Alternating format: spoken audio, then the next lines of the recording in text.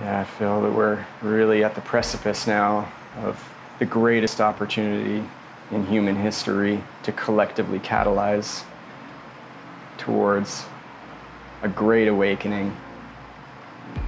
And we have the ability and the right to summon that into our lives. Individually and collectively, we have the right. It is our birthright to be our fullest, most inspired, most empowered self. And we have the ability and the right to reclaim our spiritual sovereignty. You know, and if you don't know what that feels like, and you haven't had the experience, you know, you can ask for it. You can call it into your life. You know, sometimes it takes great humility to really let go. And in the letting go, there is receiving, and we have everything within us to summon that forward into our lives.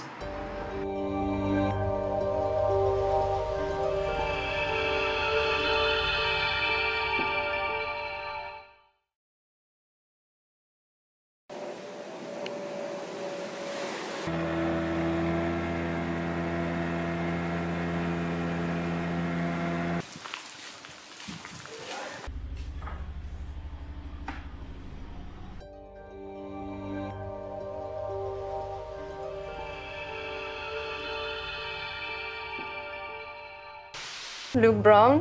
Hi. First of all, I want to say big thanks for this space, for the universe, because when I recognized that we are in the one island now, I was so happy, because for me it's the big opportunity to speak with you. Great. I'm so happy to be a part of it. Yeah, and I'm so happy that we meet.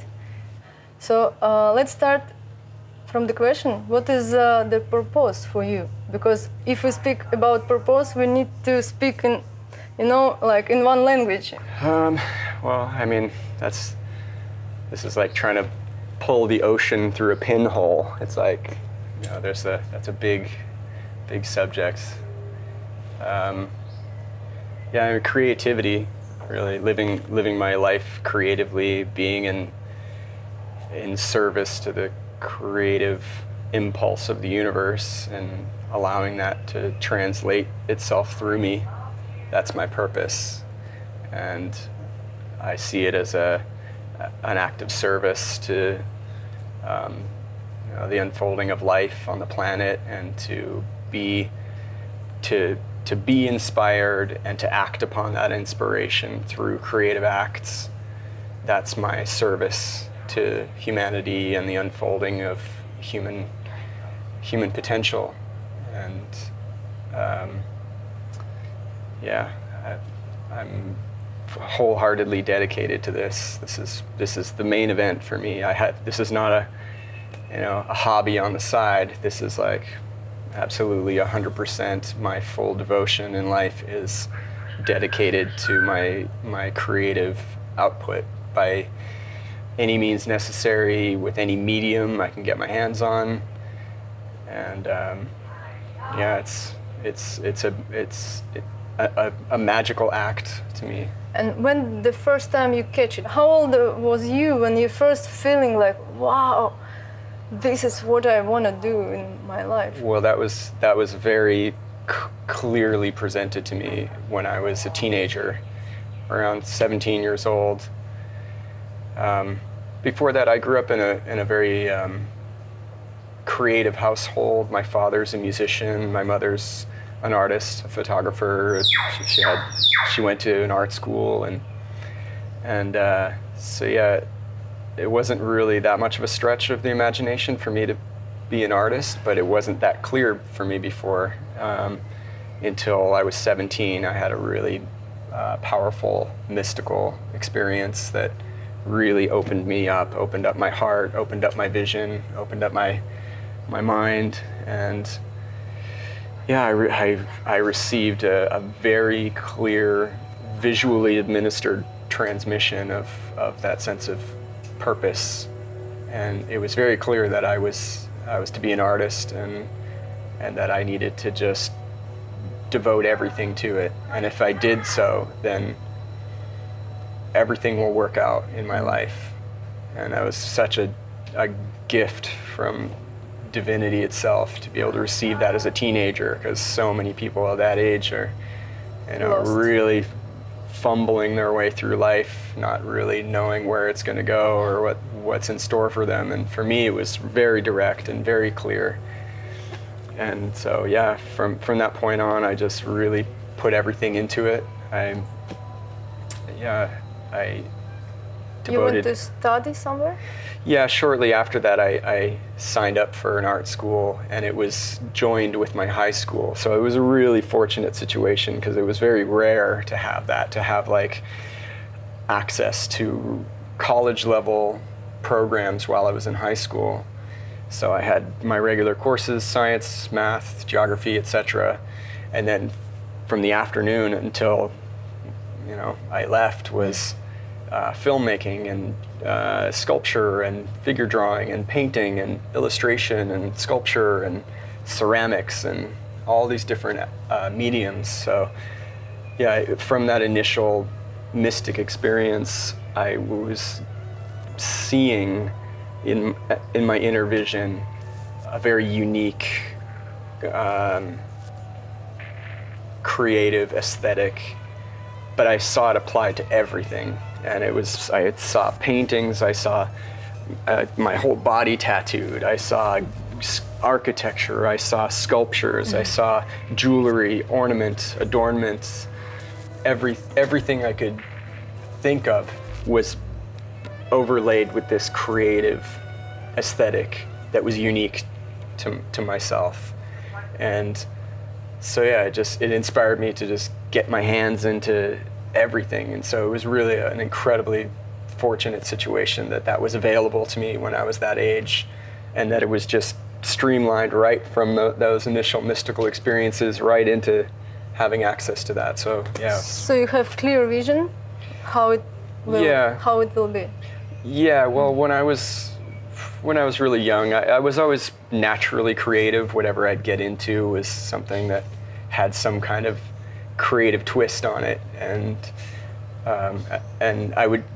I was not really a team player. I wasn't really part of like group activities or sports. I was very much in my own little world, and so whatever I'd get into, it was really, really focused. And I had very vivid dreams from when I was really young. My inner vision was always very refined, and I was always very visually oriented. So when I was in school, things that were very abstract were difficult for me. But when things are, visually described with adjectives, I could see it in my mind. And so I feel like, I think I'm just naturally oriented in a particular way to have very, very clear inner vision. Mm-hmm. So yeah, as I got older and I was having these kinds of really profound spiritually awakening experiences and mystical communion with a higher light, higher intelligence, there was a kind of transmission of vision that I was able to see, and I was inspired to translate it. And it was something that was it's like an uncontrollable compulsion. And I know that a lot of artists can understand that to the point where they'll just, they'll starve themselves because it's what they have to do at all costs. And can you imagine if you feel this, like your mission, but go to another way, like, because we always have a chance to go not the right path, and before that time, when I was a teenager, I was definitely not on the right path and not really hanging out with the best characters. And had I followed that path could have got into some really unfortunate situations, and yeah, fortunately, I was able to have that kind of spiritually awakening experience when I was young that made it very clear where it was going and where I should really put my energy instead. So after this experience, you understand that no another way, just this way. And if you go other way, nothing good will happen. Yeah, it felt very clear at the time, and there was something about what was happening to me at the time and the art that I was making that to me felt like a form of the highest magical expression. It was like I was making myself available as an instrument for a creative conduit to move itself through me and allow something to happen that was beyond my ego mind and my own inner narration. It was something that was above that. And so I was able to really understand that there is a condition that is outside of the mind and outside of the ego wanting to direct.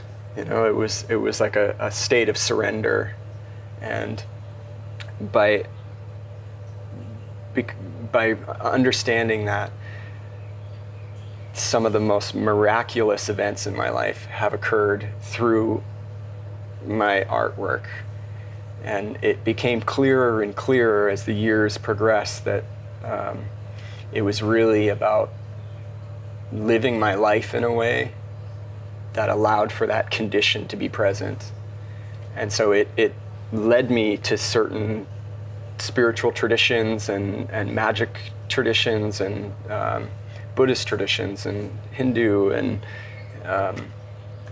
Gnostic mystic traditions, all these avenues that I was just gravitated towards because it seemed like they had something figured out that I wanted to know more about, because there was something that was becoming clear for me inside. And in my inner vision, I was being presented with certain symbology, and so when I started to come across some of the artistic traditions from Tibetan Buddhism, for instance, I was like, wow, what is this? That is so much like what I see. Like, why are they painting this way? And what are these figures? And what are these things they're holding? And it's just so originally I was gravitated towards these things because of what they were creating visually.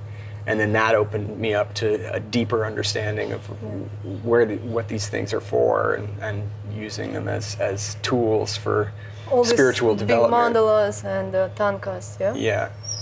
So that to me was like the original visionary psychedelic art for me. Yeah, your art, your paintings looks like tankas, but more psychedelic. Like Yeah, well, you put inside. I mean, I love what happens in those traditions, but for me it also seems very flat. It's like two-dimensional, but for me my creative mind keeps developing it and wants to see it in 5 dimensions. And it's amazing how you can reach this state in the painting.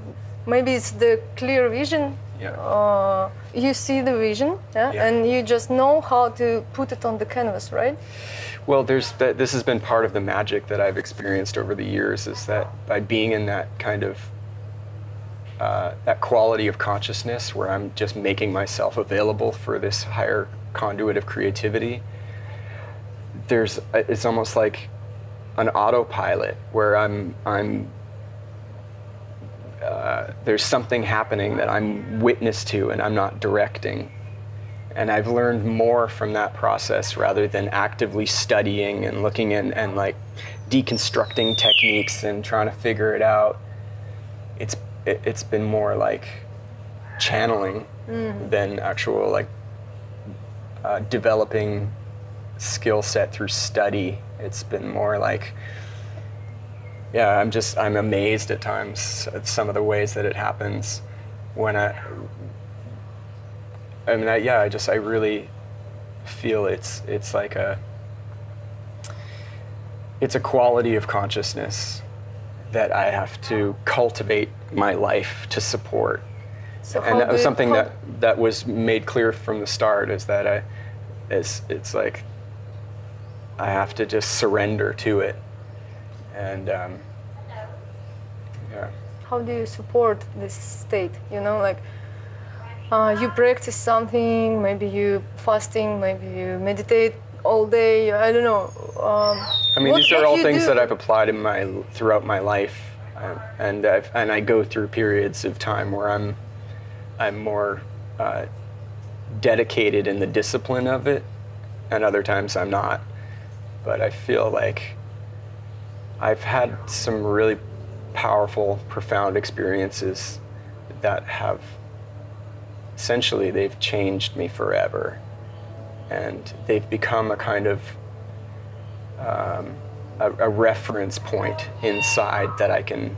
It's always there. You know, sometimes if I lose track or I lose sight of where things are going, or I'm not feeling clear, there's always an underlying foundation from these experiences that I've had, that if I do clear my mind and I do find the stillness and the silence, and it's very readily available, and that's one of the reasons why I really enjoy living in a place like this, because it's sanctuary. Yeah, and the more I can be immersed in nature, and nature be right outside the door, that's part of the condition for me. That's part of just being in like a vibrational coherence with the synchronous unfolding of nature. I become just vibrationally in tune with that. So You become the part of it. yeah. I tend to have a hard time if I'm in really hectic environments, or being in dense, busy, noisy cities.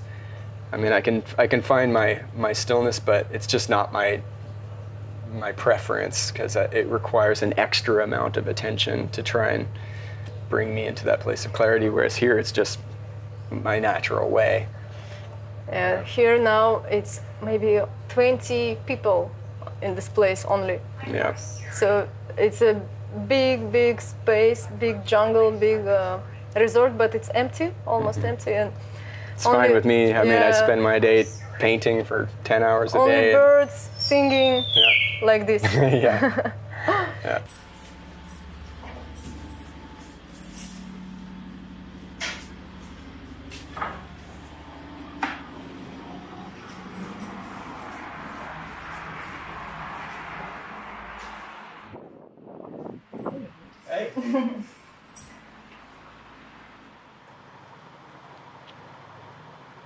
So that's how you're creating your art, you're painting your works.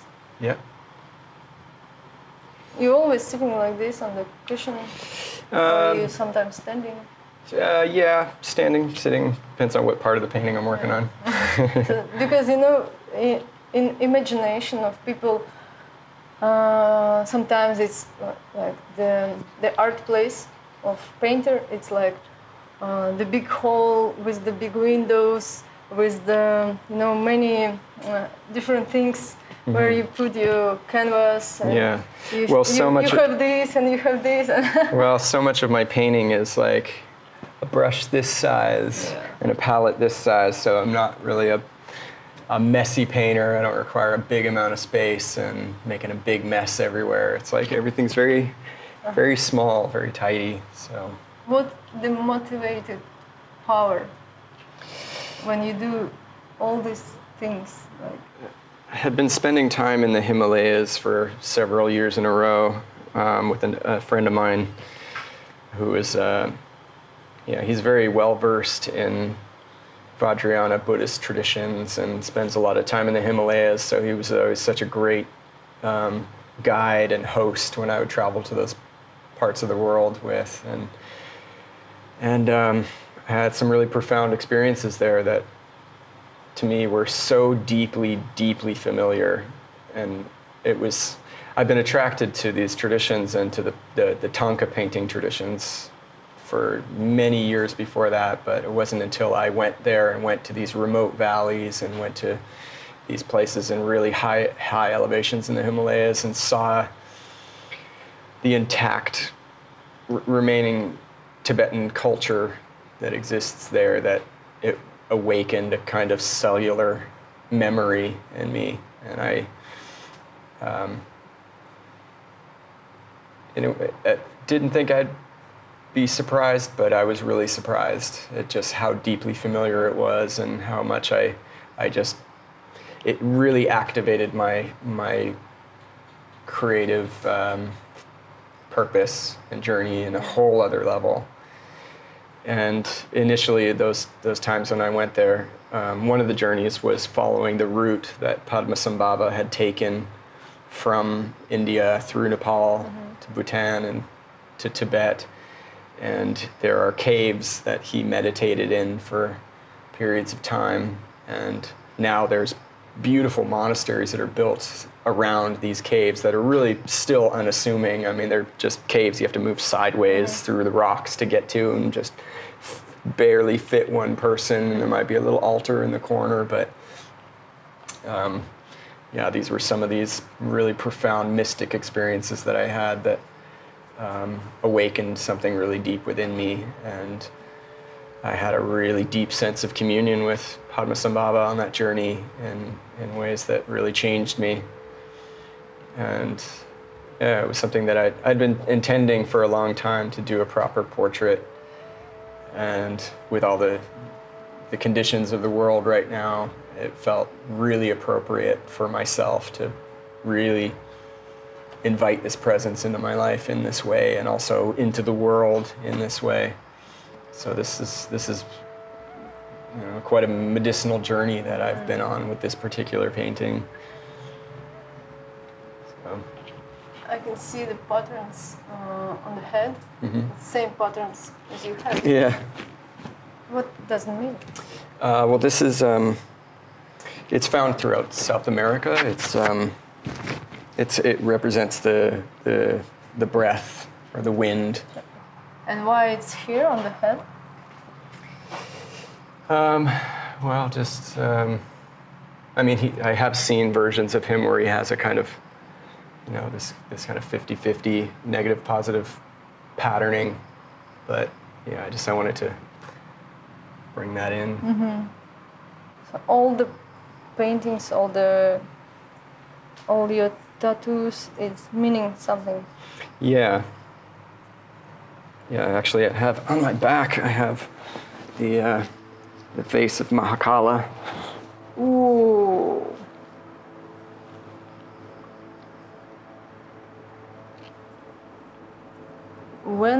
How old is this tattoo? I got it in 2013. All your body like a canvas, yeah? Yeah, I'll show you some of the work on my legs. I have the Tibetan snow lion. Ooh, dragons. Yeah. This is the emblem of Manjushri, and it's called Ewam. It symbolizes the union of wisdom and the skillful means to apply the wisdom. Ganesha. Yeah. This is Nagakanya. Who is it? Nagakanya. Nagakanya? I have her in the painting here as well, another form of her. In the Vajrayana, she is the guardian of the secret teachings of the Dharma, and the guardian. Dharma? Yeah. Wow. How was your life changed after the experienced meeting with the death? Well, I had an experience several years ago where I had a ruptured appendix when I was in Bali, and I went through several different hospitals, all giving me different diagnoses, and eventually they said they wanted to operate on me to find out what was wrong with me. And so I wasn't into that idea. And so, yeah, I went through a week of just excruciating agony to the point where my appendix had ruptured, and then it was absolute emergency and had to get to the hospital, and found out that my insurance that I was paying for wasn't legitimate, and that I had to reapply, which wouldn't work for this emergency. And the hospital in Bali were just going to leave me to die if I didn't come up with $8,500 on the spot. And so a word was put out on the internet, and within 2 hours, all the money came in from all around the world, from people that I had never met personally, but people that saw the dire need and came through. And the doctors had said, had it been 30 minutes later, I would have been dead. So it was very, very narrowly averted. And yeah, it really put a lot of elements in my life really into high gear, and emphasized the need to really be putting merit into my art and into my creative acts, and to not just be making eye candy, but to have a deeper sense of medicinal transmission for the viewer. And that meant really just getting in touch with that in myself and bringing that however it wanted to manifest from that place of intention. Wow. After, when you understand that the world support you, like people who you don't know support you, what do you feel in this moment? It was incredible. It really brought my gratitude for the opportunity to have this human body and this life, and all the opportunities I have to just not squander it or take it for granted, and to really make the most of it in every way possible. It's really emphasized from that, to not waste any time. Like you are the one who the world needs to be here. Yeah. Yeah, and if I wasn't, then I wouldn't be. So yeah, it was like a second chance to really make the most of this life, and to and that's the Mahakala on my back is really, it's symbolic of that, because the Mahakala. You made it after this. Yeah, and it's the symbol for me of, the Dharmapalas in the Vajrayana tradition are the active principle. The Bodhisattvas are like the attractive principle that we aspire and emulate towards, and then the Dharmapalas are the active force that are like, get on with it, like don't mess around, don't waste a moment. This precious human life is, the highest honor to be bestowed upon consciousness itself. So, really do something worthwhile that is of service to the world. Do acts of service that is, that merits others. And just do it. So, yeah, I feel that that's what my art is. That's the purpose of my art. And that's been emphasized so much throughout my life, with all these opportunities to present my work in all these different environments, and these really, as I said, these overtly psychedelic culture events like Burning Man and Boom Festival, and encountering all these people that are switched on to other dimensional possibilities. And so I've had so many reflections from people constantly that reaffirm a lot of what's going on for me in my own creative process in ways that aren't really so blatantly a part of the work. It's not like, this is the subject matter, this is what it means, it's obvious. Sometimes it's very esoteric and, very occult. Yeah. But when I have these experiences with people where what they're sharing with me is so synonymous with what my own internal experience is, and what has happened for me internally throughout the process is then reflected in another in the exact same way, that's how I know that there is something else at play. There's like another force that's moving its way through, that is using me as the medium for it to present itself.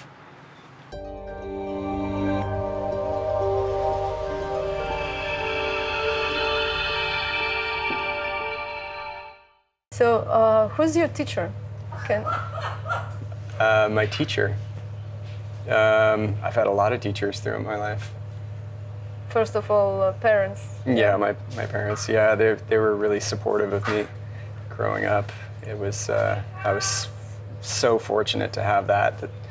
You know, as these awakenings were happening for me, and to have my parents were like, you know, of course, yeah, that sounds good. You know, they weren't trying to box me into a framework that wasn't my own. They were really very, very open, and so yeah, they weren't like you can't be an experience. artist, you won't make any money, you got to be a lawyer instead. You know, I didn't have any of that.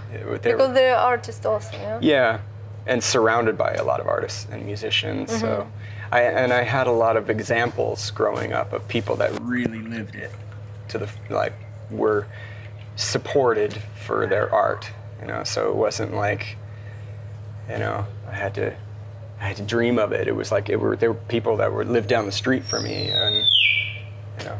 So it's so important to have a support from closest people, because many artists don't have this support. Yeah.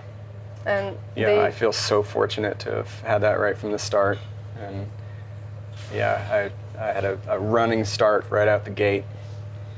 Maybe you have some advice, I don't know, like some medicine words for me, to people who don't have this support.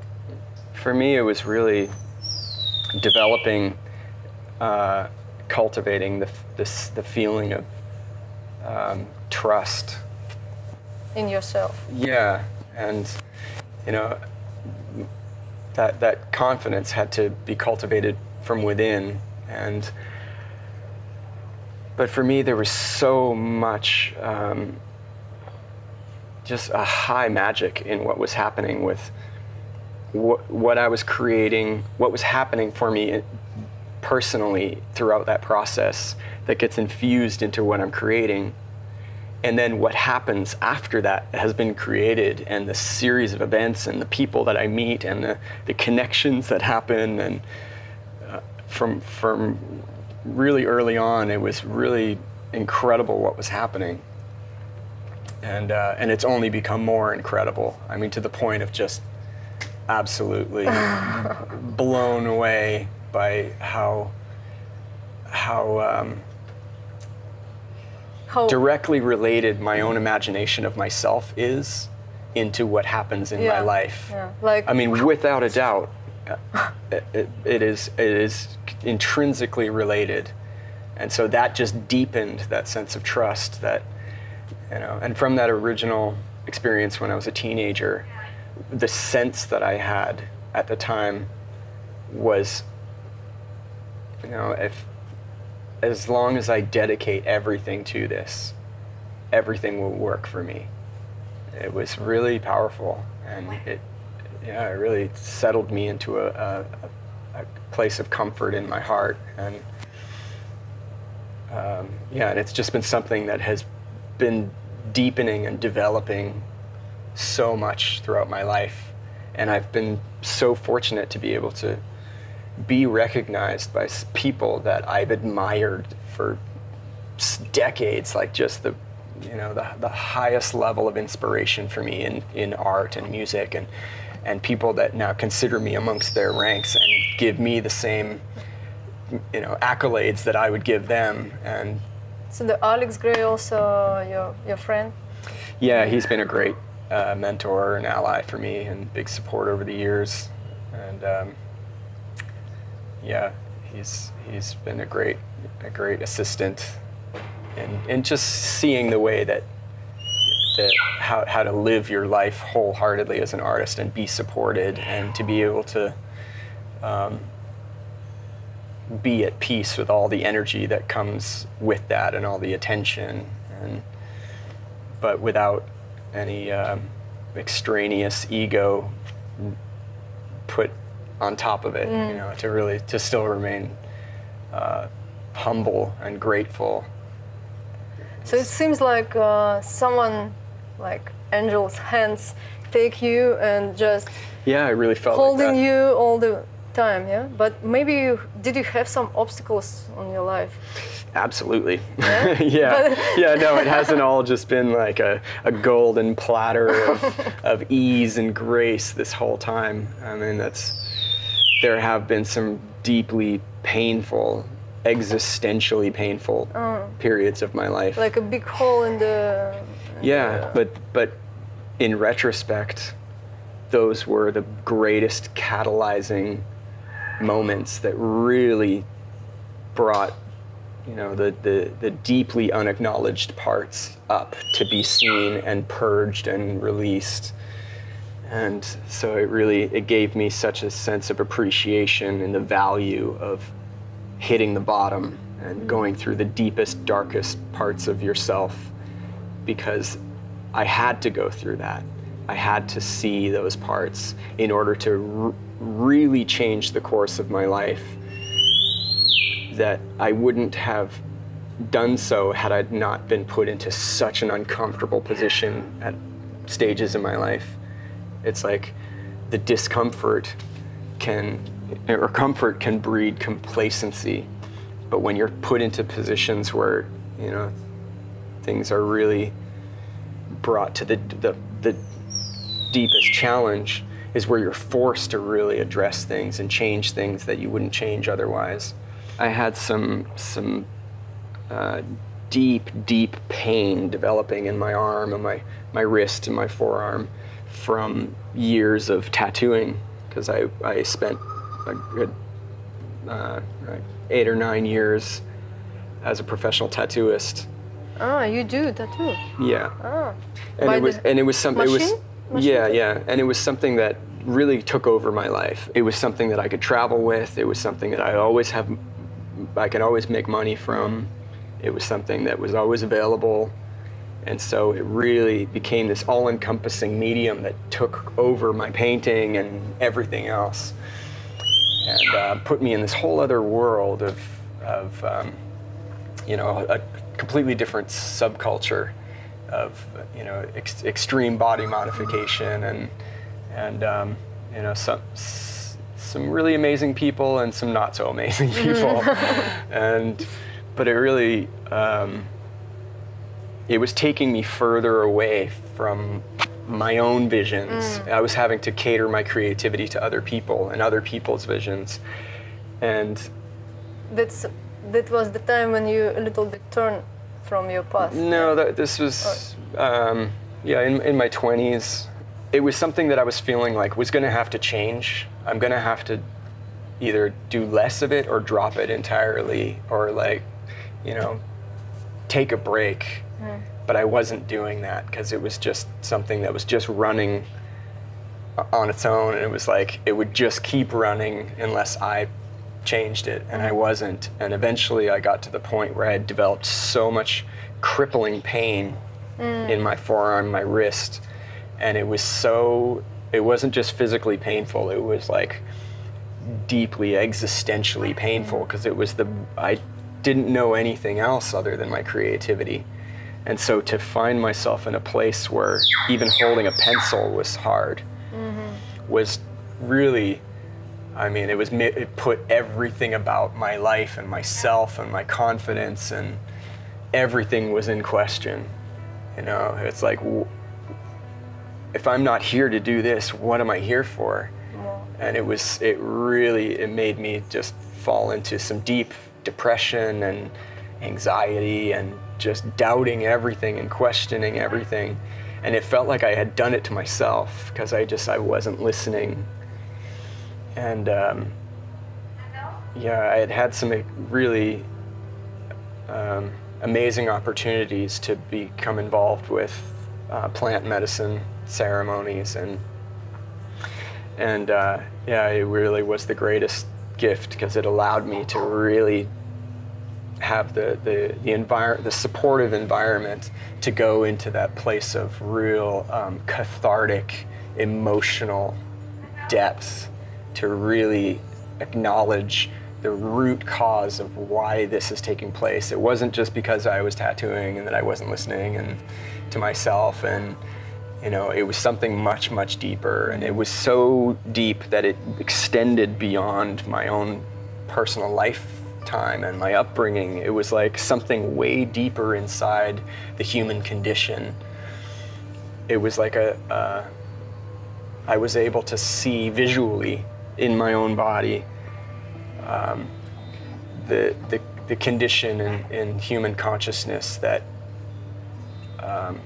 had given up its own divine spiritual sovereignty and the right to be the most powerful expression of self, to find the deepest sense of worthiness. All of that was in there. It was like I had manifested the pain as a byproduct, as a symptom of this quality of consciousness that, you know, like I wasn't believing in myself. And so I created the conditions to observe what it's like to not, you know, to validate the lack of belief in yourself. And so through these opportunities with this plant medicine, as I was able to see how deep that is, and to love it, and to forgive it, and to thank it for the opportunity of showing me that so clearly, and that I had that work had to be done from the deepest part of the self. It wasn't going to be given to me from outside. It wasn't going to be in the form of circumstances outside of me that were going to change. It had to change from seeing it deep inside and bringing it to the surface and surrendering it and letting it go, and to choose to be free and to choose to invite in the highest sense of self-empowerment and spiritual sovereignty, to really claim it. And there were events that happened soon after that for me that were, I mean, miraculous, to say the least, in terms of characters that came into my life, spiritual teachers, and opportunities to really put my attention into my art again in a new way. And that's when I met Alex Gray. It was soon after that. And then from that meeting, there was a whole series of events that just cascaded out through being invited to Boom Festival and being invited to events in Europe and being invited to present art alongside my heroes, like the people that were like, you know, the greatest embodiment of creative expression that inspired me so deeply.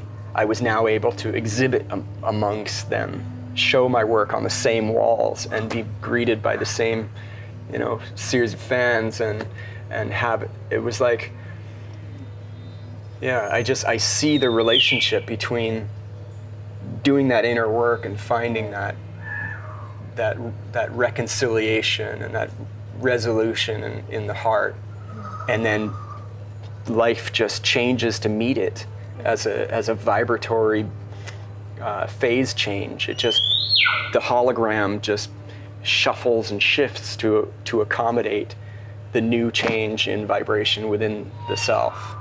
And it was, I mean, there's been so many experiences throughout my life that have just like shined that in my face, that, you know, I have to have that as a reference to just not doubt. And by not doubting, I'm given experiences that validate why I shouldn't doubt. And it's like if we fear, then we'll get experiences that validate why we should be fearful.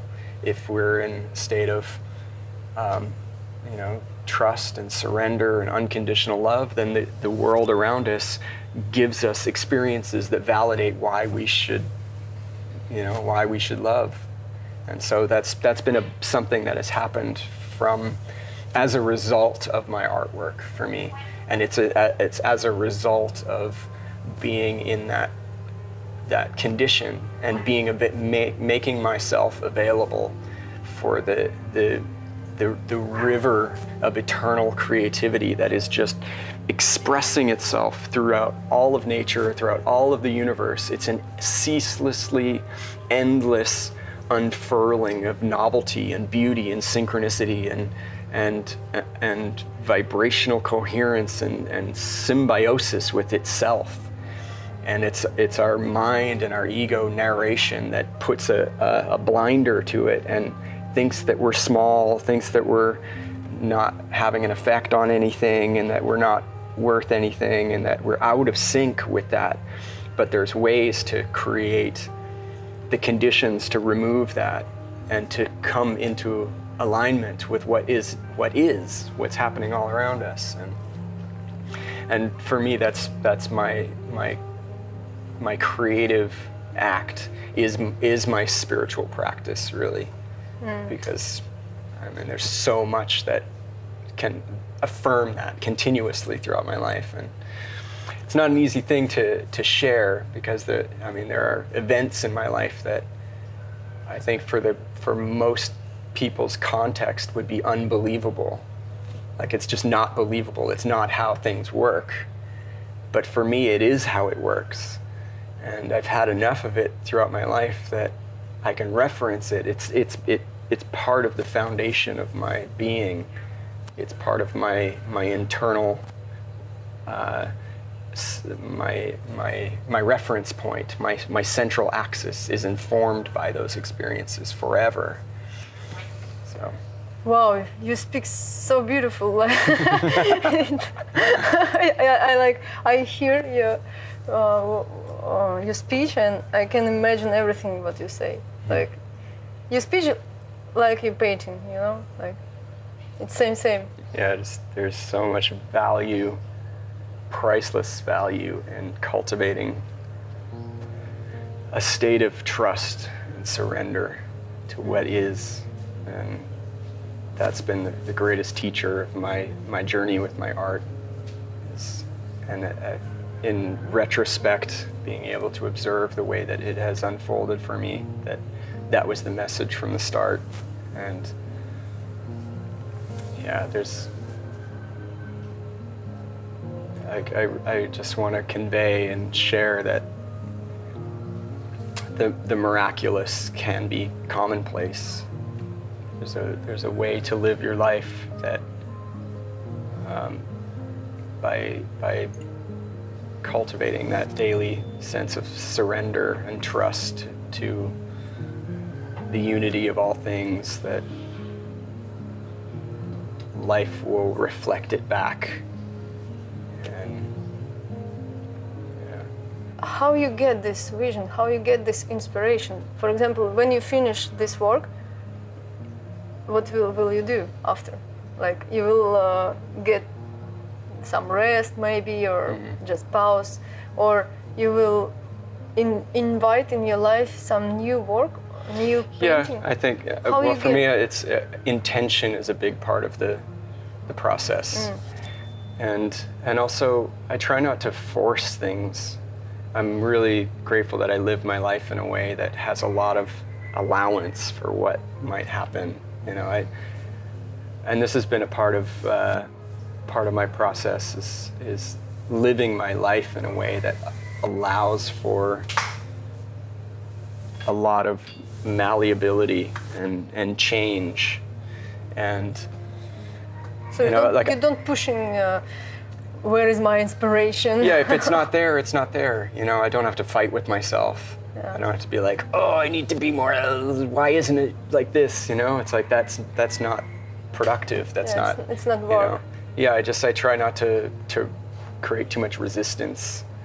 And there are times where I'm not creative or I'm not being productive, and I'm okay with that. You just live your life. Yeah.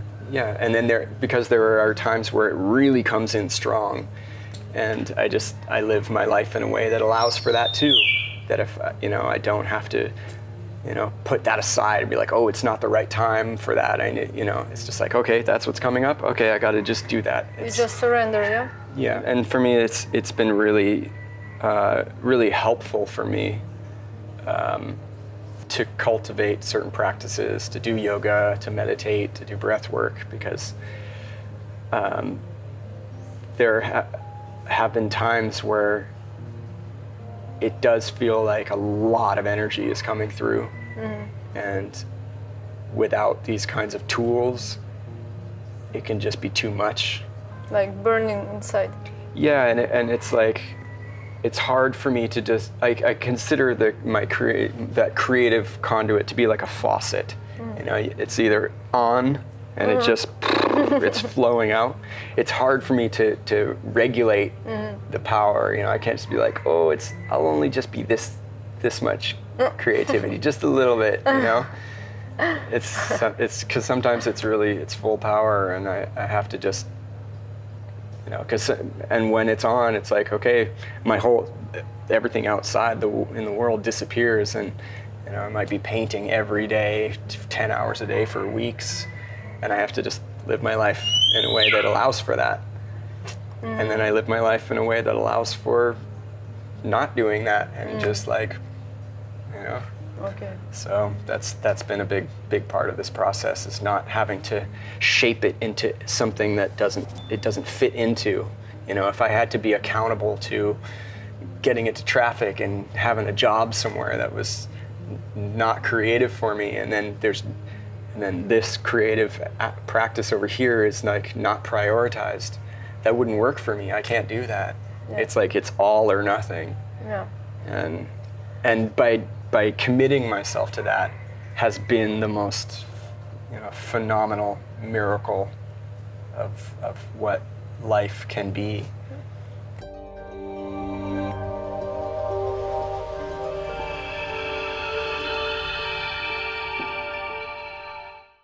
Where I had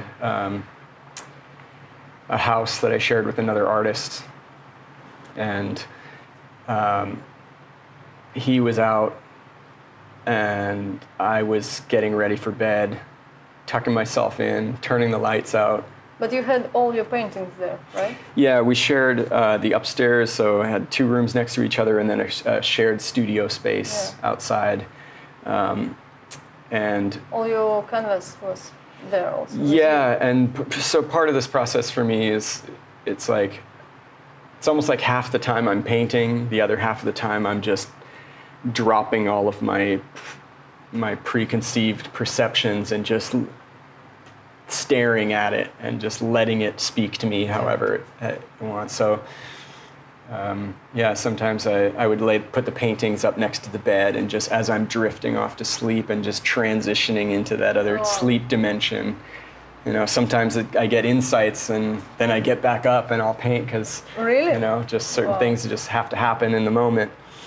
But yeah, this particular night I brought all the paintings into my room, and I had them all laid out, because I was planning an exhibition in the United States. And so I had a room that had bars on the windows, and my friend who had the room next door had a balcony.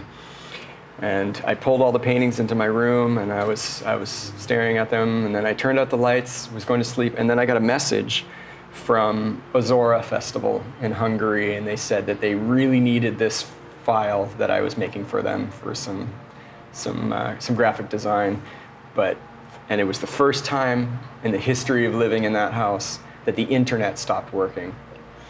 And so I tried to send the file, it didn't work. It meant that I had to get up and go into town to find the only place that had available internet in Ubud, where there was like nothing open. And so I got up, went into town, and then met your friend there. And my friend that I shared the house with was there in town. And then within 30 minutes, I got a call from one of the neighbors saying that the house was on fire, and like really on fire. And I was there with my friend, and we rushed back to the house, and there was fire trucks, and the house is in flames, and there's water pouring out the front of the house because the firemen are up there hosing it all down. We managed to get inside and get upstairs. The whole upstairs is just burned away, and I happened to close my door, and I opened my bedroom door, and my room was the only part that was intact in the house. And so had I not got that call, I would have been tucked in bed, trapped in my room with bars on my windows, with a blazing inferno outside my bedroom door. And so yeah, some angelic intervention made sure to get me out of the house, because it would have been an eruption from an electrical fire that burned up all this flammable solvents, and which meant it would have just boom, it would have gone up really big, really fast, and yeah, I would have been stuck inside my room as this was burning outside. And so yeah, that felt like a really clear sense of intuition and guidance, because I could have ignored the message and been like, oh, I'll just deal with that tomorrow, but instead it was like, I should really go do this.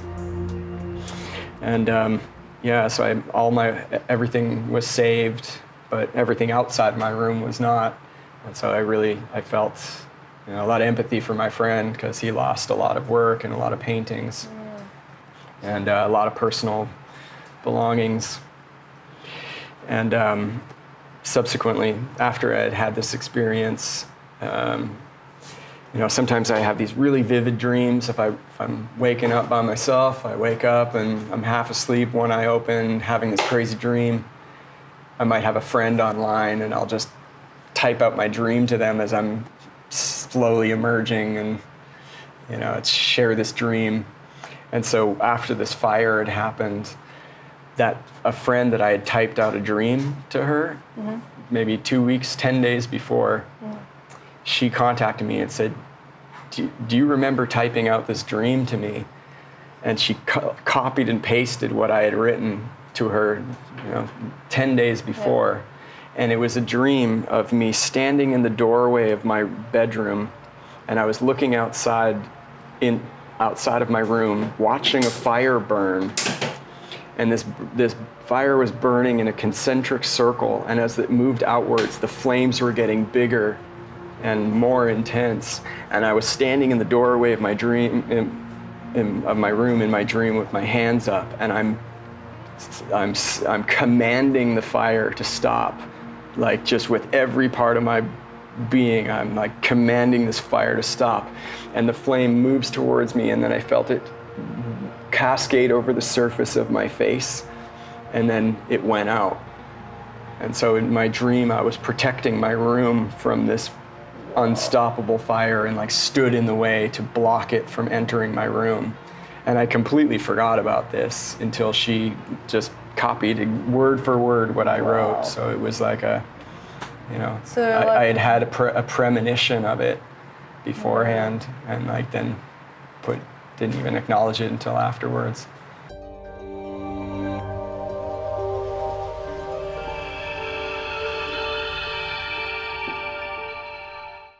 How do you enter the state? How do you enter the state before you start to painting? It starts with intention. It's not a matter of trying to force it, because it doesn't work that way for me. But I can summon it. I can ask for it. Like invite something. I can invite. If it's something that wants to happen, then I can create the space for it to arrive. But how you work with your mind?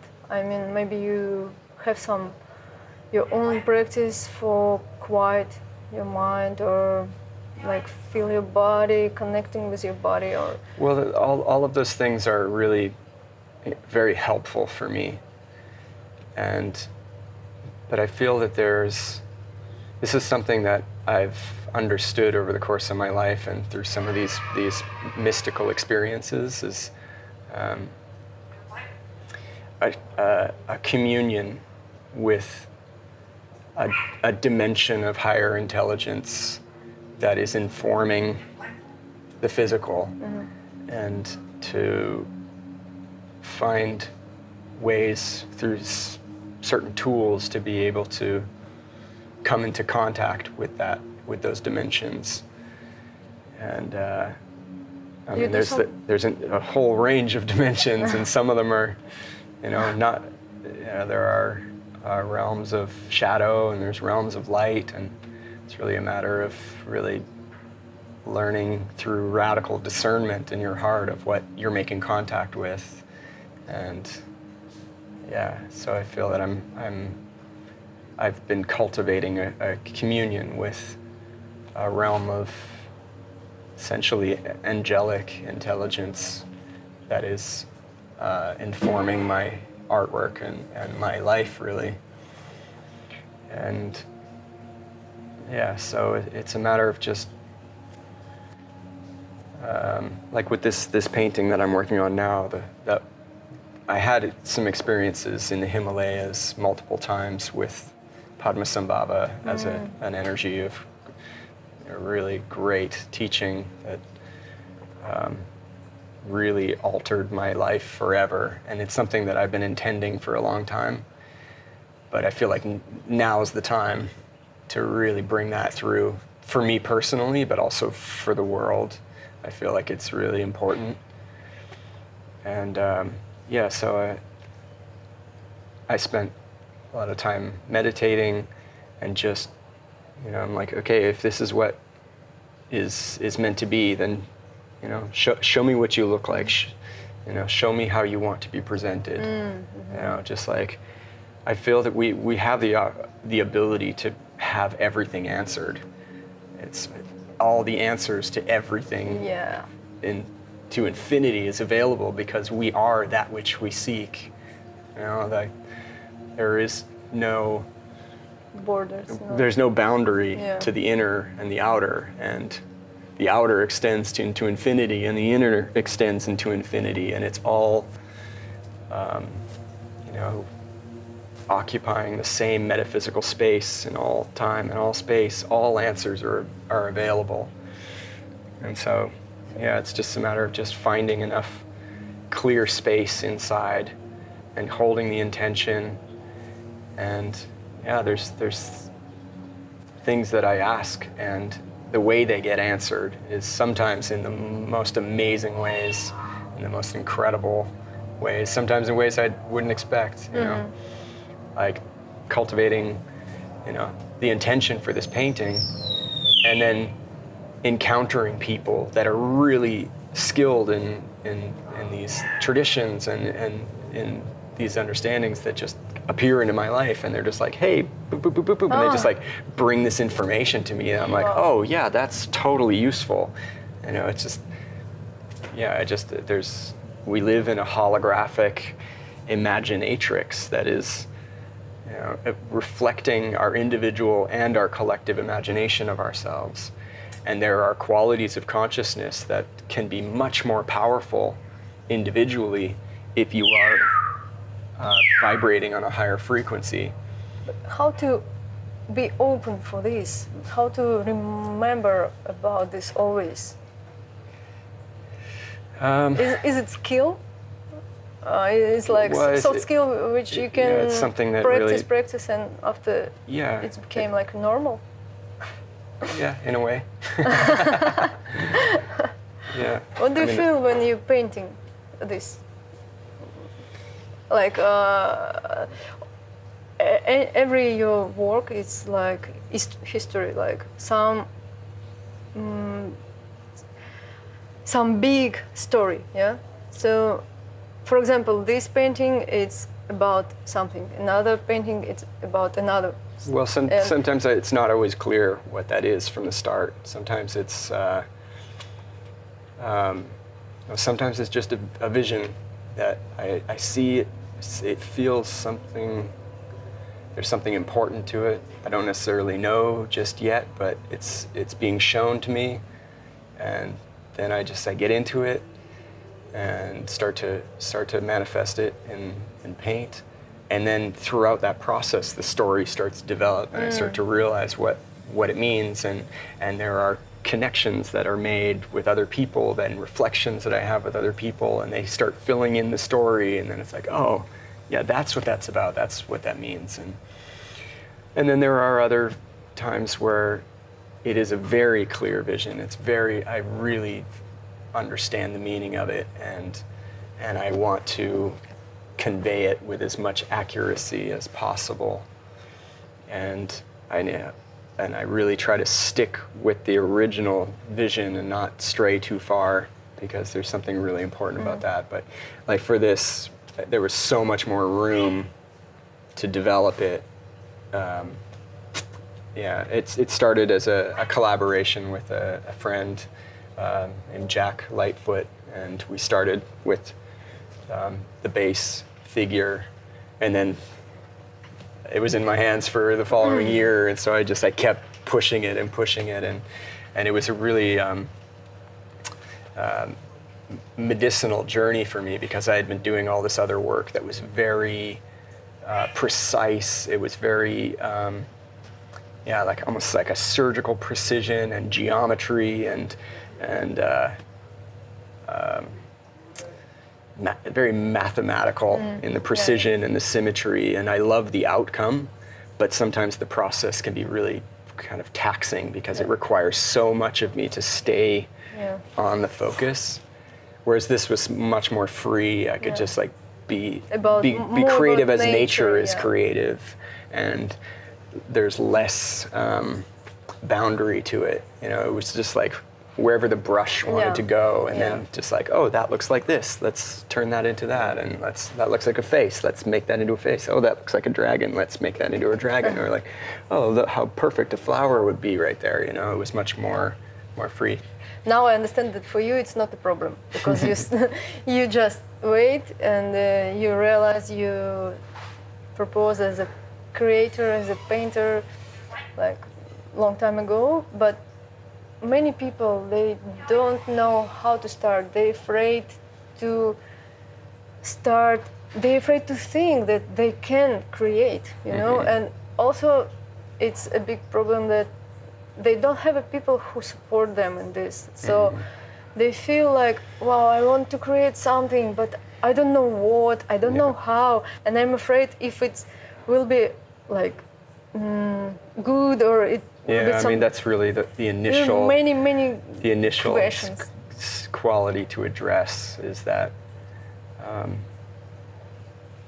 mean, that's already halting the ability from the start to progress if you're beginning the journey with concern or worry or fear. I think, I mean, there are absolutely phenomenal artists in this world that don't apply the same level of rendering and refinement and technique. You know, sometimes it's just expression. It's just like pure, unbridled expression, and that's what people see and feel is that expression.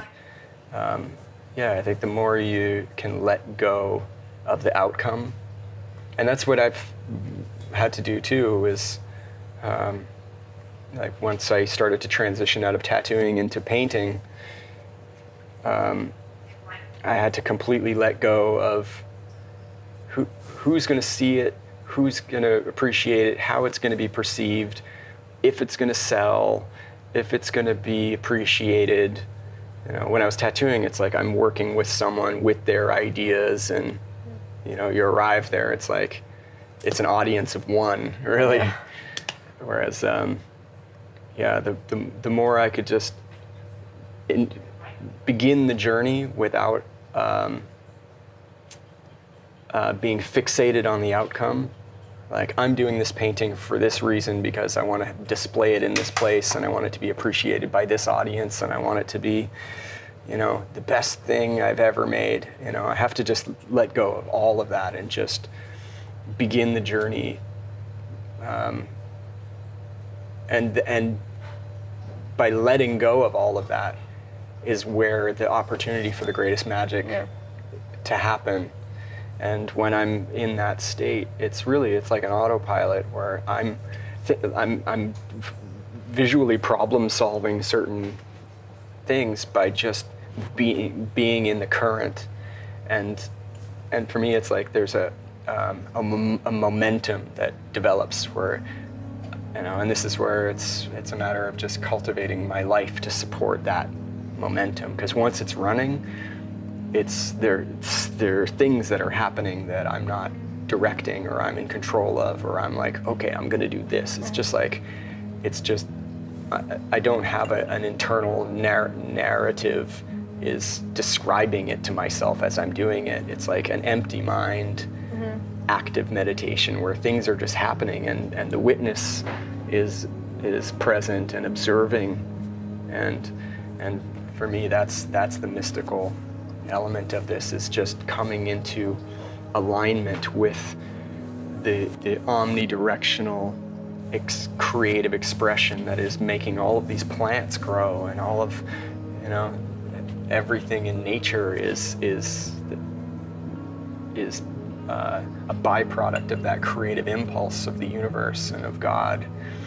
And so for me, it's just cultivating my life in a way where I come into contact with that current, and I ride it, and sometimes I forget to eat, or I'm just I know. weeks have gone by, I haven't even noticed, I've like forgotten to answer emails because I'm just like following this flow, and that's how it has to be for me. How you sail your work? I mean, that's also been a part of the miraculous unfolding. That's just been a part of finding myself in contact with the right people, the right place, at the right time, and just being in that current of synchronicity.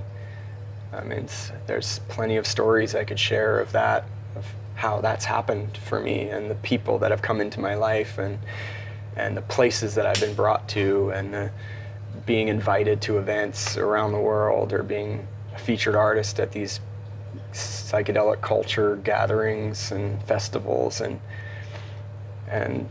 yeah, I mean, there's never been any guarantee for me. I'm not like, okay, I've put 160 hours into this painting, that means I get a paycheck for this much because this is my hourly rate. Yeah. There's no guarantee. It's never been like that for me, and yet it's worked out because I trust. Yeah. I'm just surrendered to how it will be. And I'm not subscribing to the idea that I'm here to suffer, and that I'm a starving artist, and that, I have to live with anguish and turmoil. That's not what I believe about myself. I'm here to thrive and be an empowered being through my creativity. And so therefore, my life is supported as a byproduct of that. And so, yeah, that's, I don't necessarily have like these gallery representatives. There are some people that have been playing that part throughout the years, but there's no guarantee there either. And yet my work sells, and I've been able to, be supported. It's what you say before. It's like a galagram, and it's connecting between your inner work and material space. Like when you work deeply inside. Yeah, and just cultivating that trust within, that everything's going to be okay, everything's going to work out. But why many creators are suffering? Because it's a matter of really addressing that root cause inside that is standing in one's own way.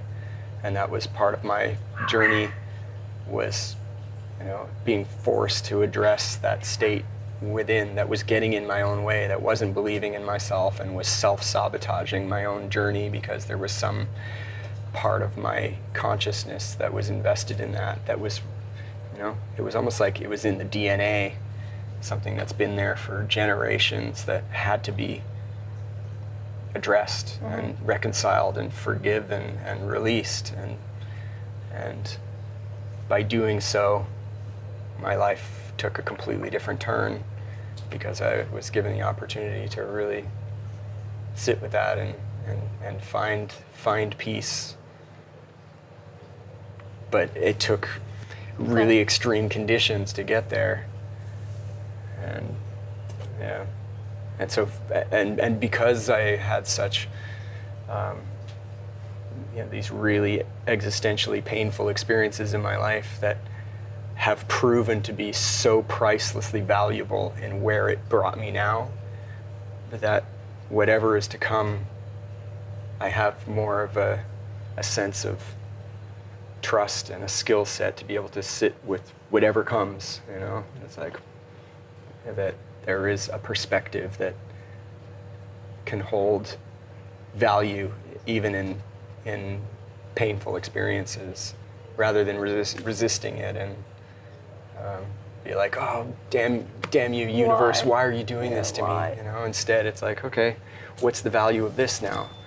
Like, what is this opportunity for me to see something? Like, show me. Yeah.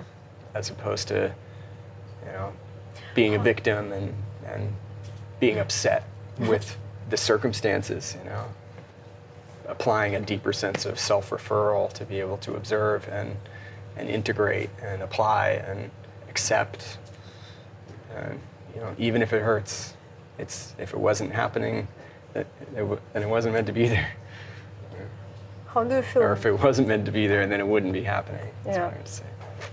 How do you feel death? Well, I mean, that's a really, it is a confronting subject. But there are experiences that I've had that I feel like I've been given a glimpse into what the other side is. And, you know, I value and I appreciate and I'm so grateful for so much of what my life consists of. And so I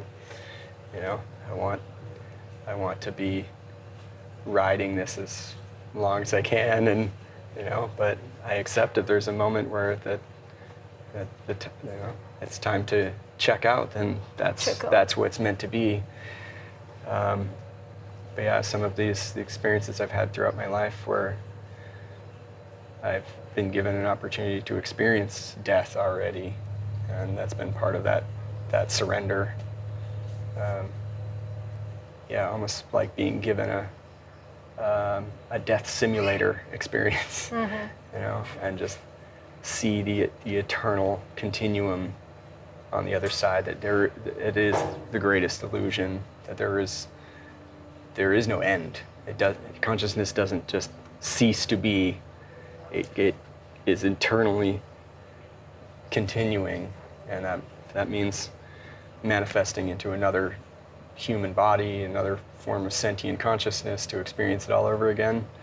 You know, there's plenty of evidence for that. You know, and I hold that in my heart to be true. Yeah, you perform this in your art. Mm-hmm. But yeah, I think the more you can cultivate that acceptance of death and the inevitability of death, and the release of what others may think of you, is really a golden ticket for a deeper sense of freedom.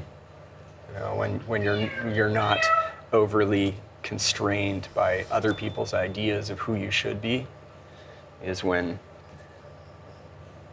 the real magic begins.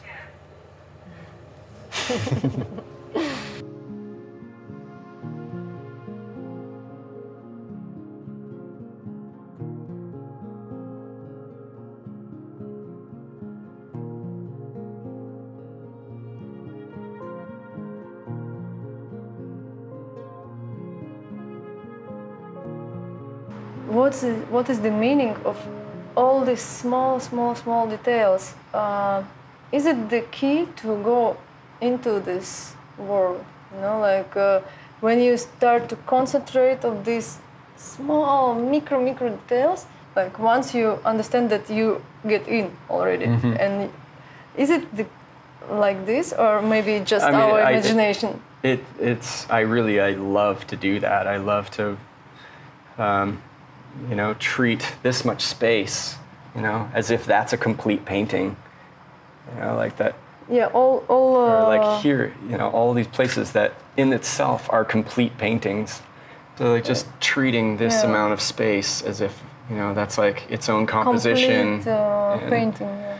Yeah, I love to render things dimensionally, and because other works you have, it's also so many details, very small details. I mean, that's the fun part for me. I love working like this. I love just, you know, spending these hours just sculpting everything right down to these little micro worlds. It's just like meditation. Yeah, it's very much like a meditation, because it requires so much concentration that my mind is not getting in the way. Yeah. You know, I don't have a dialogue going on, or I'm like have a bunch of thoughts that are just creating a bunch of noise. It's empty. What do you think? And that's where things just start to happen.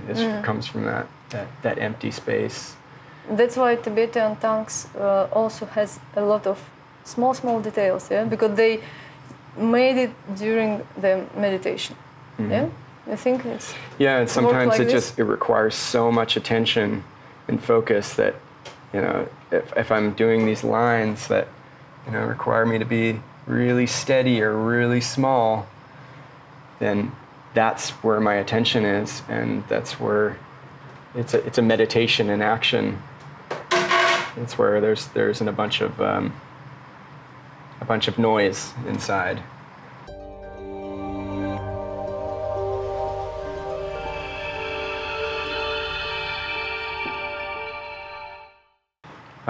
This was a painting that I had done during the quarantine, during the lockdown, and had arrived a week before the border closed. This was something that I put all my attention into this painting from the lockdown onwards. Yeah, it was a really important painting for me, and it really embodies that quality of trust and being in vibrational alignment with higher forces and higher intelligences, and being part of that continuum of consciousness, and feeling just feeling that guidance from Source. And initially it was from one of the teachings of the gene keys. I don't know if you're familiar with the gene keys.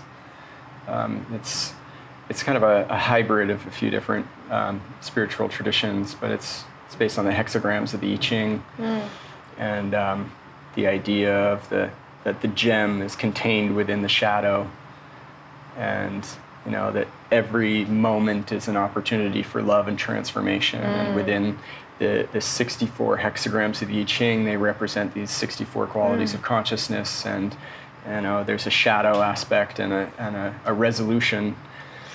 And so one of the gene keys had to do with a quality called quintessence.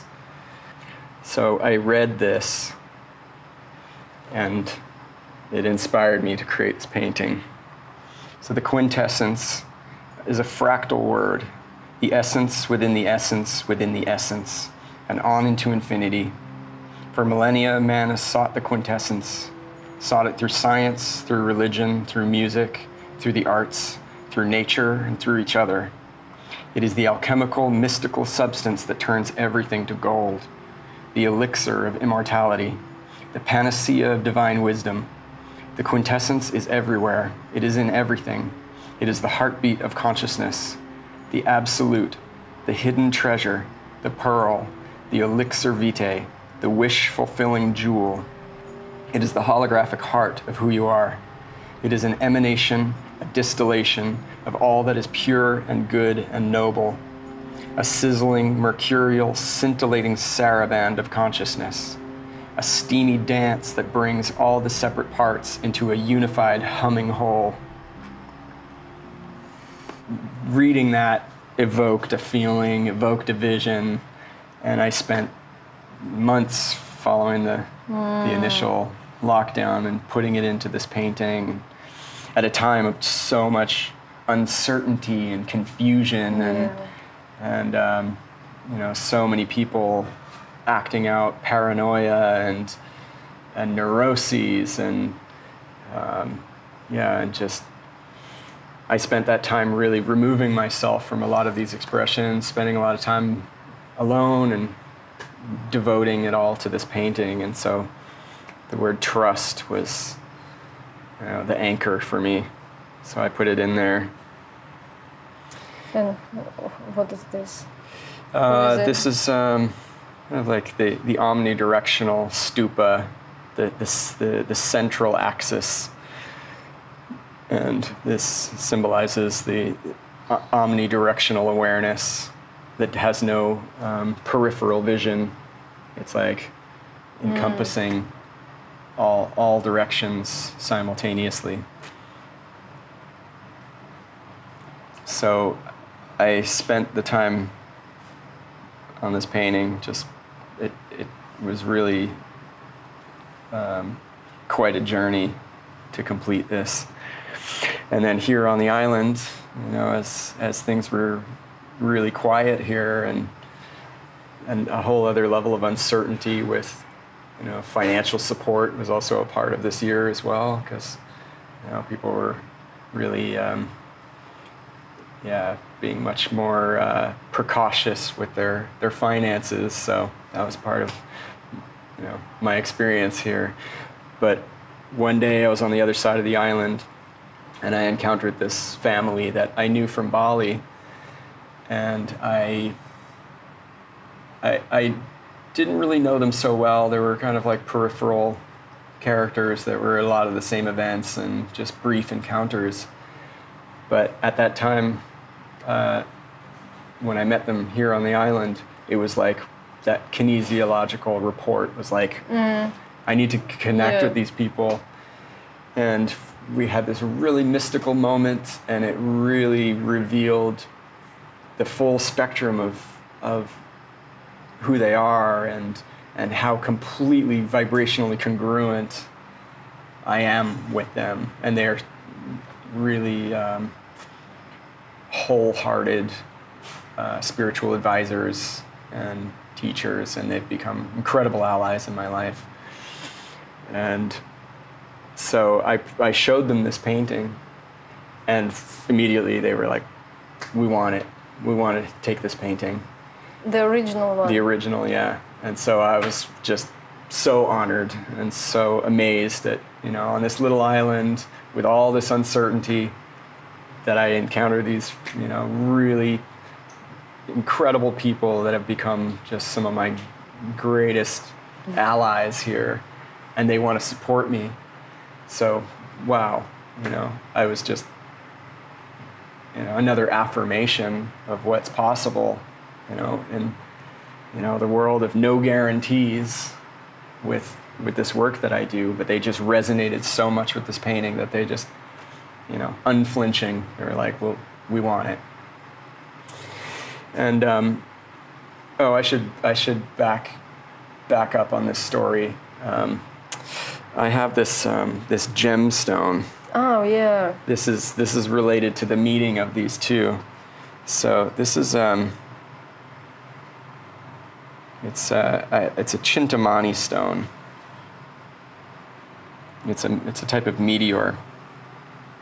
It's translucent. Yeah. So this was something that I had read about, and was so moved by this stone and the stories about it, and the way that it's been presented through history and in these different cultures, and in the Buddhist tradition, they call it the wish-fulfilling gem. And so I looked it up. I wanted to see what the possibility of acquiring one of these stones was, and it was not easy. It wasn't something that was so readily available, and if it were, they were really small little fragments. I just put it out into the universe as an intention. You know, if this stone is to be in my presence, then so be it, however it may come. And I put out an image on my Instagram of a figure holding one of these stones.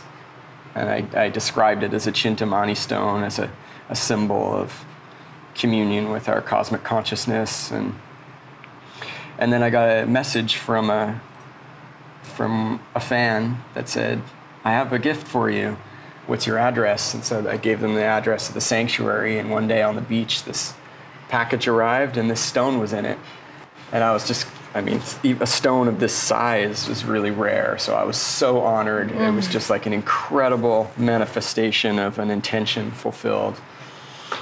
And I felt like from the onset of this arrival of this stone into my life, some really incredible events started to happen, and I started to make contact with some really potent people, whether it was, you know, online communication or people here on the island. Just all of a sudden, these really key people just started to surface and strengthen me, and my sense of purpose was just being reflected in these really incredible people. And so it was very shortly after this stone was when I encountered this family, and on the island here. And so, yeah, and in that description that I was describing of the quintessence, it described the jewel and the wish-fulfilling gem, and so, so they wanted this painting, and then in order for me to pass on the original, I would need to get it properly documented. So I wanted to go to Bangkok to get it properly high-resolution scan, and then... so this is the print? Yeah, this is the print of the original.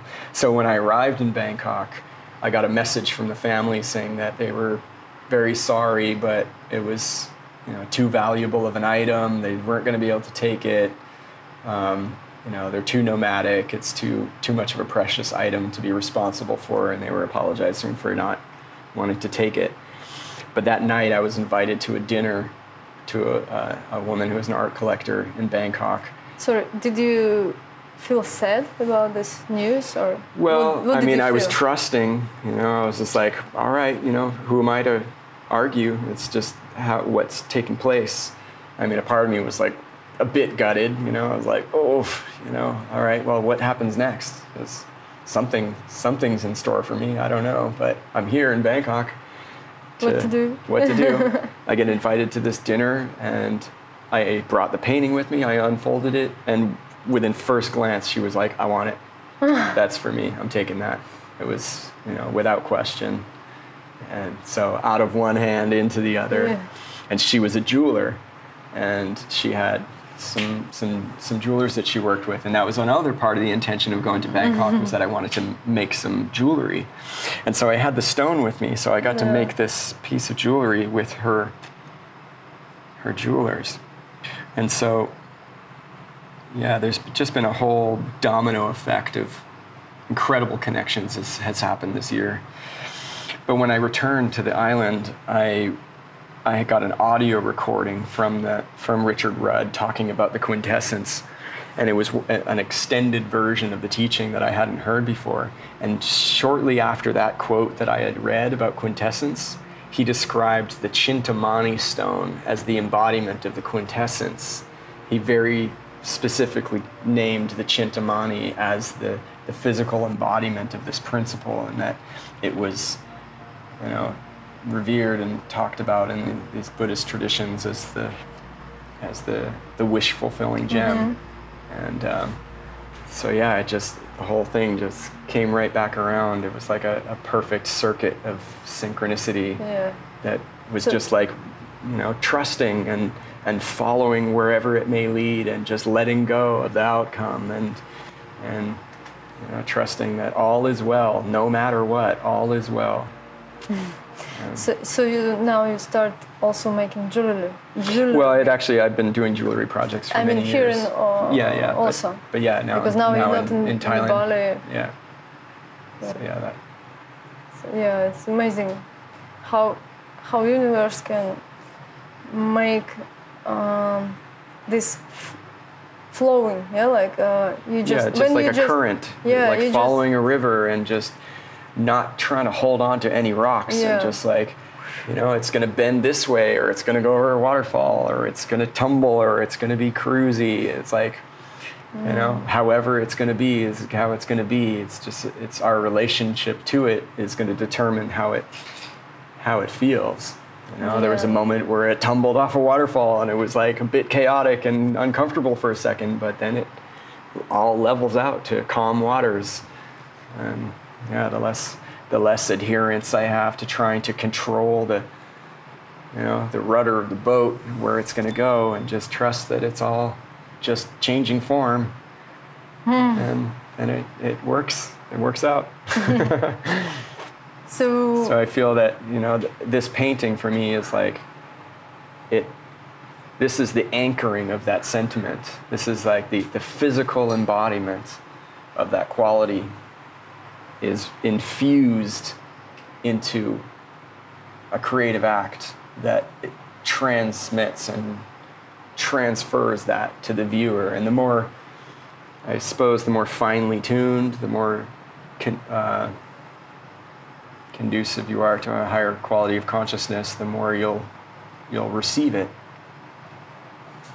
So what is the way of creator for you? It's like to be in the flow, or what? To be in vibrational communion and coherence with the flow of creative energy that is manifesting all observable phenomena. It's an impulse that is unending and active and emergent, and it is informing everything. Everything observable is informed by this creative impulse that has no beginning and no end, and is just increasing in novelty. And to be a creator, to be an artist, is to acknowledge that and to create the conditions where that becomes available, where we can come into alignment with that and be a conduit for that to express itself through us.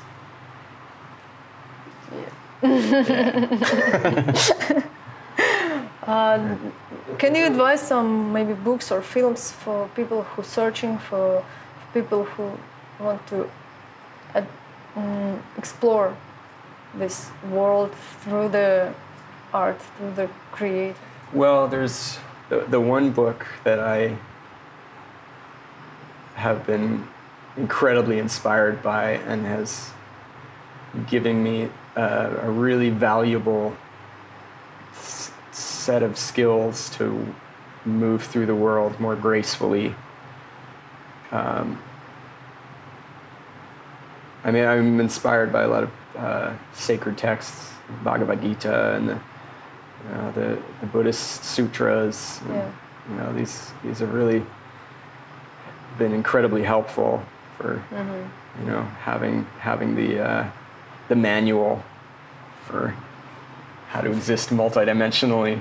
But there was a book by a man named David Hawkins. He wrote a book called Power versus Force, and some subsequent books that relate to it. But it had to do with kinesiology as a tool for spiritual development. And it was a really incredibly encouraging insight into the fabric of reality, and that we have the ability and the opportunity to access the universal mainframe and the Akashic database of all of existence is not nowhere outside of the self. It is omnilocatable, it's omnipresent, and that the makeup of our being is synonymous with this Akashic database. And these spiritual traditions have really been about cultivating the quality to come into coherence with that and be informed by that. But he used kinesiology as the tool to be able to determine and progress on a spiritual path. But he had an experience when he was really young, when he was like 8 or 9 years old. He had a paper route in rural Wisconsin, and he was out in a snowstorm, and it was wet, and it was sleet and snow and hail and just horrible conditions, and he's out in a country road delivering newspapers to houses that are 100 meters away from each other. And he was wet, he was frozen, he was having this really difficult time, and so he had the intuition to dig a hole in the snow and to get out of the wind to try and save himself from hypothermia. And he was in such a state of frustration before this, and when he entered this sanctuary of relief, he had this spiritual awakening as a 9-year-old. He just all of a sudden his consciousness just became one with the continuum of consciousness, and it just became one with a continuum of unity. And the only thing that brought him back from this state was his father finding him, and he saw the anguish on his father's face, and his belief in death was out of compassion for his father's delusion that death was a possibility, was what brought him back. And then so as he was growing up, he never really spoke about this experience to anyone, because how are you going to describe that to anyone as a 9-year-old? I mean, there's no words for it. There's no context that you can convey what that is. But as he grew older, he became a psychiatrist. He became a really well-known psychiatrist with a huge practice, with lots of people working for him, writing many books on psychiatry. And then eventually, in his old age, he was diagnosed with a terminal illness and was given months to live. And he went into such a state of existential despair, just like what is it? What am I here for? What was it all worth if this is how it goes? He was just like in such a state of like anger at God for having given such a bad hand. Yeah, he had given up on God in a way, and he had this moment of just surrendering to whatever higher power wanted to reveal the truth to him. He was just like in a state of just like deep anguish, just howling out into the abyss, like, having had this context as a child of something more. He was just like, show me what the truth. And in an instant, he was completely overtaken by the sensation that he had when he was a child, but it just continued and continued and continued. And there was a current of eternal, unending, unconditional love and bliss was just coursing up and down his spine, and he was just like dissolving into this eternity, an endless, boundaryless, horizonless, omnidirectional, eternal state of unconditional love and bliss. And he was just, he could have followed that thread forever. And, but yet he came back. And what he brought back with him was the understanding of the scale of consciousness, and that humanity is moving on this progression towards awakening, and there are phases of human experience throughout the ages that have moved through these different levels, and that we are moving inevitably towards unity consciousness, and that this scale of consciousness is measurable through kinesiology. You can muscle test this the calibration of consciousness, and that there, on the lower levels of this spectrum, you have scarcity and anger and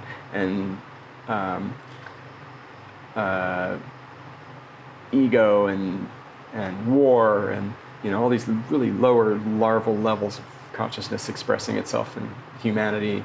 And then there's a threshold where a phase change happens that moves out of these lower expressions into unconditional love.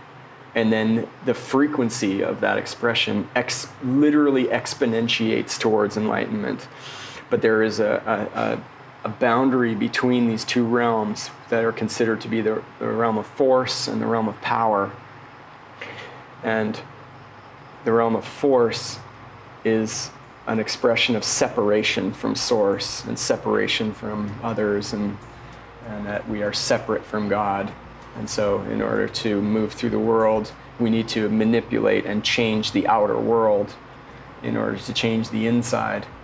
But on the other side of that is power, where you come into vibrational coherence with the field in which you are supported. And that's where your muscles go strong. That's where you are actually, strengthened by the field which is informing the body. And the threshold is defined by the courage to surrender, and to surrender and invite in the presence of a higher power is what elevates us out of those lower expressions into unconditional love, and then we move into higher levels of intellect, into enlightenment, into joy, and that's about this. yeah. So, yeah, understanding that, and that we are able to test everything, whether it's right for us or not, whether it's detrimental to our spiritual growth, or whether it's affirming our spiritual growth, that we can test everything to make sure it's like it works for us.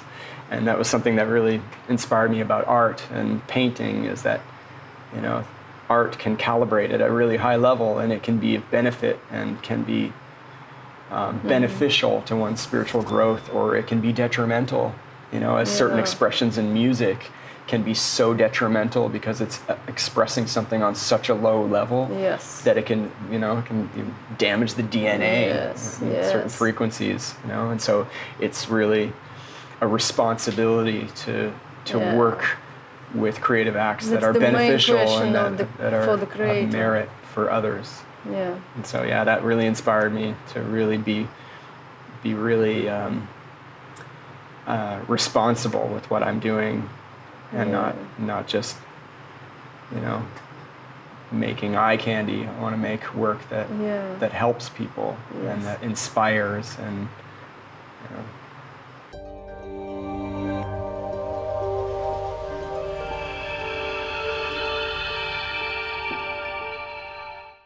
So what do you think? Is every people on the earth have a potential to be creator? Yeah. Why people don't feel it? I mean, we're exist in a traumatized world. We have everything within us to overcome all of those self-defeating qualities that have been drilled into so much of humanity from birth. But every single one of us is eternity in a finite form. I mean, there's no exceptions. Every single one of us is the totality of existence. We are all that is. Every single one of us is all that is. And it's really, it takes the will and the courage to surrender to that, to invite that into one's life. And it's readily available once you do, but it requires, this is what is presented in the scale of consciousness, is that that is the quality that determines the opportunity to awaken, is to surrender to that higher power. Without it, we're obscuring our own potential. And but I feel so karmically fortunate to have had so much less to undo in my own conditioning to be able to get to the place I'm at in my life, that I feel a responsibility to do the most with that, to be able to share through my creative acts. But ultimately, I feel that every single being has the opportunity to awaken, and the more of us that do awaken, the easier it becomes for everyone else, because we establish the resonance that supports others awakening. And because the scale of consciousness is literally exponential, to elevate your own personal consciousness is one of the greatest contributions you can make to the whole of creation, because it is such a larger contribution vibrationally to the holographic field than being in that state of separation consciousness and believing that you're just a small worthless fragment that has no impact on anything. And therefore you're only vibrating at this very small bandwidth. But when you move into that higher threshold of unconditional loving presence, the frequency that you emit is exponentially greater. And it's what changes the collective consciousness. It's what tilts the scales to awakening. And so, yeah, it's really, yeah.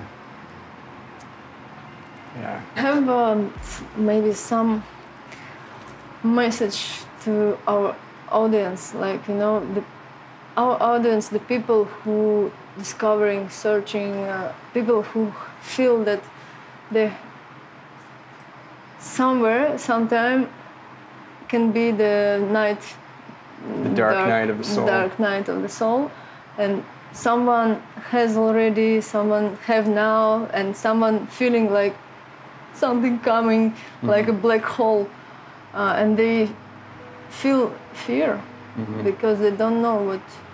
Well, that's where I emphasize the value of really inviting in that higher presence and letting that lead the way, because it's so much bigger than ourselves. And yeah, sometimes that, that the depth of that personal darkness is the catalyst for real growth to happen.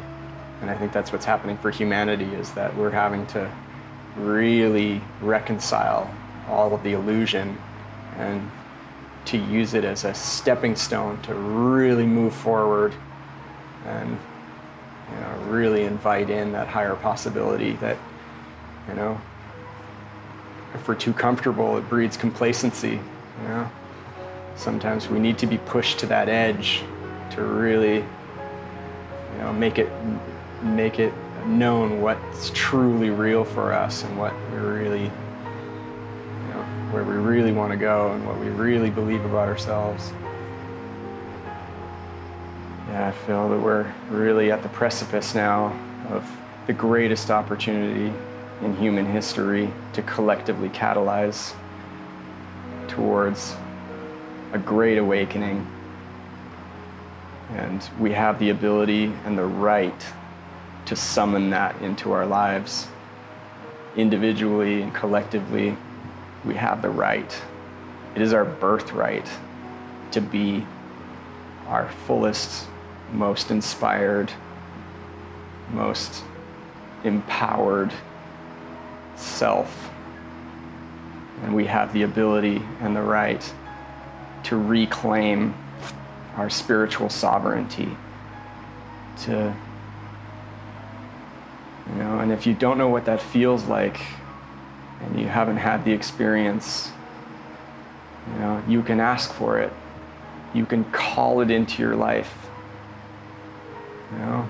Sometimes it takes great humility to really let go.